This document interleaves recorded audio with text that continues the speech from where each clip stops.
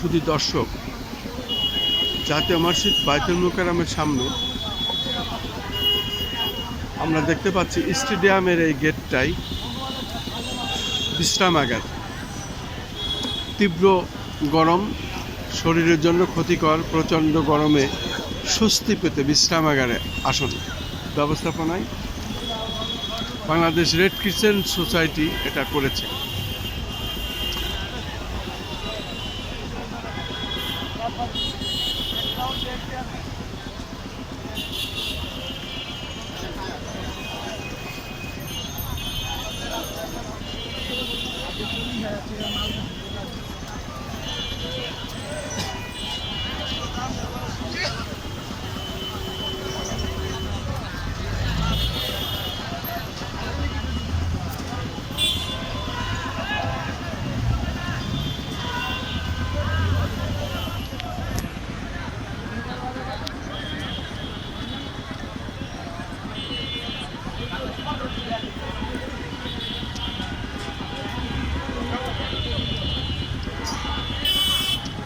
মূলত প্রচণ্ড গরমে মানুষ যখন অতিষ্ঠ হয়ে যায়, অসুস্থ হয়ে পড়ে, তাদের বিশ্রামের জন্য এই ব্যবস্থাটা করা হয়েছে।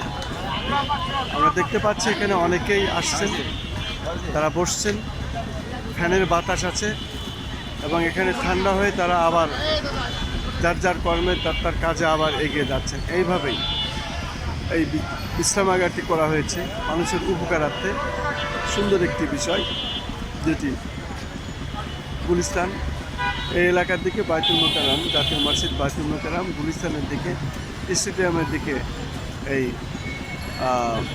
অবস্থানটা করেছে এবং সুন্দর মনোরম পরিবেশ। আসলে এখানে অনেকে আমরা দেখতে পাচ্ছি বসে আছে, অনেকে সুস্থ হয়ে আবার ফিরে যাচ্ছেন।